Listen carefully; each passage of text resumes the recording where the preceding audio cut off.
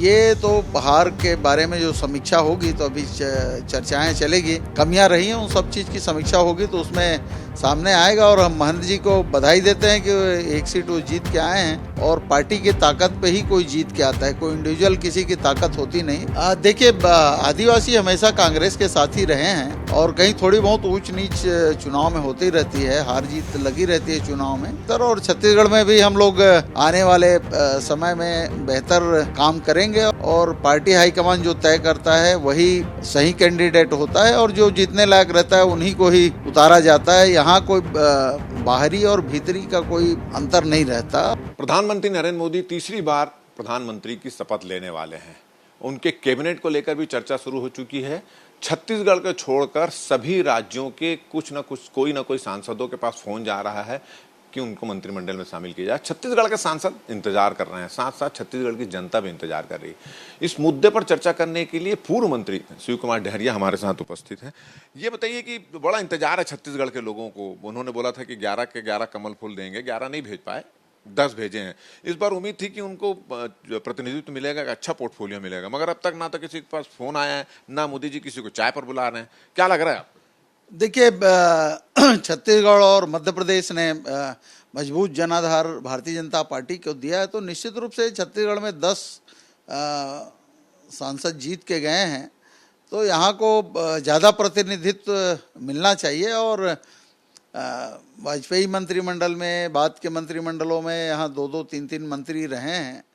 पहले रमन सिंह जी थे, रेणुका सिंह जी, और हमारे जो मुख्यमंत्री वो भी रहे हैं। तो यहाँ से ज़्यादा से ज़्यादा मंत्रियों को लेना चाहिए, निश्चित रूप से उसका लाभ हमारे प्रदेश को मिलेगा। क्या लग रहा है, फिर से ठगे जा रहे हैं छत्तीसगढ़िया? देखिए, छत्तीसगढ़ियों को ठगने का काम हमेशा भारतीय जनता पार्टी करती है और हम समझते हैं कि इस बार जनाधार छत्तीसगढ़ और मध्य प्रदेश से मिला है, तो छत्तीसगढ़ को कम से कम 3 मंत्री तो मिलना चाहिए जिससे हमारा प्रदेश का विकास हो। ये बताइए कि भैया, सभी आप भी चुनाव लड़े थे, देवेंद्र के भी चुनाव लड़े थे, ताम्रध्वज साहू भी चुनाव लड़े थे, भूपेश बघेल, सबके सब हार गए और एक सीट कोरबा की जीत गई। क्या वजह है कि बाकी जगह आप लोग नहीं जीत पाए और एक जगह जीत पाए? क्या देखिए, ये तो हार के बारे में जो समीक्षा होगी तो अभी चर्चाएं चलेगी। दिल्ली में हमारे बड़े नेताओं की बैठक हुई है और जल्दी ही छत्तीसगढ़ में भी इस पर बैठक होगी, चर्चा होगी, तो ही उसमें क्या क्या मुद्दे रहे हैं, क्या क्या कमियां रही हैं, उन सब चीज़ की समीक्षा होगी तो उसमें सामने आएगा। और हम महंत जी को बधाई देते हैं कि एक सीट वो जीत के आए हैं और छत्तीसगढ़ में एक सीट जीता है, तो निश्चित रूप से बधाई के काबिल हैं और उनको बहुत बहुत बधाई और शुभकामनाएं देते हैं। बस्तर का गढ़ रहा है आपका, हर बार बस्तर में अच्छी आप लोग की सफलता रही, मगर इस बार बस्तर भी आ गया। मतलब वो जो आपके जो बस्तर में जो एक अजय विधायक रहते थे कवासी लखमा, वो भी हार गए। तो क्या लग रहा है, आदिवासी वोट आपके हाथ से फिसल गया? देखिए, आदिवासी हमेशा कांग्रेस के साथ ही रहे हैं और कहीं थोड़ी बहुत ऊंच नीच चुनाव में होती रहती है, हार जीत लगी रहती है चुनाव में। तो इसके जो हमारी पार्टी द्वारा समीक्षा जब होगी तो इस पर चर्चा होगी और वास्तविक जो स्थिति है तभी पता चल पाएगा।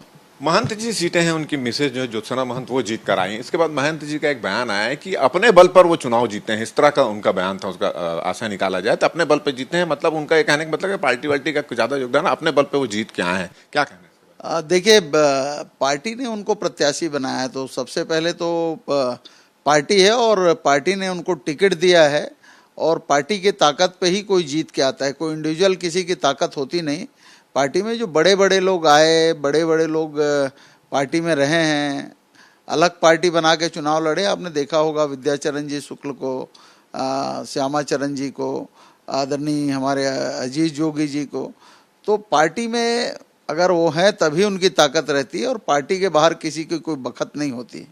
तो आप लोग विचार विमर्श करेंगे कि नए सिरे से फिर किस तरह से शुरू किया जाए, क्योंकि विधानसभा में आपको अपेक्षाकृत वोट नहीं मिले, सरकार चली गई आपकी, लोकसभा में भी नहीं मिला, अब क्या कुछ नई रणनीति तैयार? निश्चित रूप से आने वाले समय में जिस तरह से आपने देखा होगा पूरे देश में कांग्रेस की लहर चली और कांग्रेस और हमारे गठबंधन दल मजबूत विपक्ष के रूप में उपस्थित रहेंगे देश के भीतर, और छत्तीसगढ़ में भी हम लोग आने वाले समय में बेहतर काम करेंगे और पार्टी को मजबूत करने का काम किया जाएगा, ताकि आगे आने वाले जो चुनाव हों उसमें हमारी सरकार बने। इसके लिए अभी से तैयारी हमारी पार्टी करेगी, ऐसा मैं समझता हूं। आपके एक वरिष्ठ साथी हैं, आपके वरिष्ठ रहे हैं धैर्येंद्र साहू, उन्होंने कहा इस पूरा परिणाम आने के बाद कि उन्होंने वो सहमत नहीं थे कि बाहरी लोगों को चुनाव लड़ाए, स्थानीय लोगों को चुनाव लड़ाया जाना चाहिए, ऐसी बात उन्होंने की थी।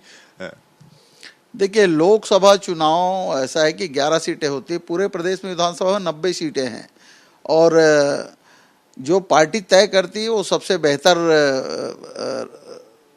तय होता है। प्रत्याशियों को चयन का काम जो है पार्टी हाईकमान करती है और पार्टी हाईकमान जो तय करता है वही सही कैंडिडेट होता है और जो जीतने लायक रहता है उन्हीं को ही उतारा जाता है। यहाँ कोई बाहरी और भीतरी का कोई अंतर नहीं रहता और जिसको पार्टी ने उतारा था वो सारे बेहतर प्रत्याशी रहे हैं। चलिए, ये थे शिव डहरिया और उनका कहना है कि लोकसभा चुनाव में किसको कहां से उतारना था ये पूरा डिसीजन जो है पार्टी हाईकमान का रहता और पार्टी हाईकमान ने सोच समझकर निर्णय लिया था और इनका ये भी कहना है कि सभी बेहतर कैंडिडेट उतारे गए। साथ ही साथ जिस तरह से अब तक छत्तीसगढ़ के किसी भी सांसद के पास में फोन नहीं आया है, कॉल नहीं आया है, उससे ऐसा लगता है कि भारतीय जनता पार्टी ने एक बार फिर से छत्तीसगढ़ के वासियों को, छत्तीसगढ़ के साथियों को छलने का काम किया है। हमारा ये वीडियो आपको अच्छा लगे तो ज्यादा से ज्यादा इसको शेयर करें, सब्सक्राइब करें, अपने सुझाव हमको देना ना भूलें और मुझे और मेरा कैमरामैन दीपक को दे इजाजत। नमस्कार।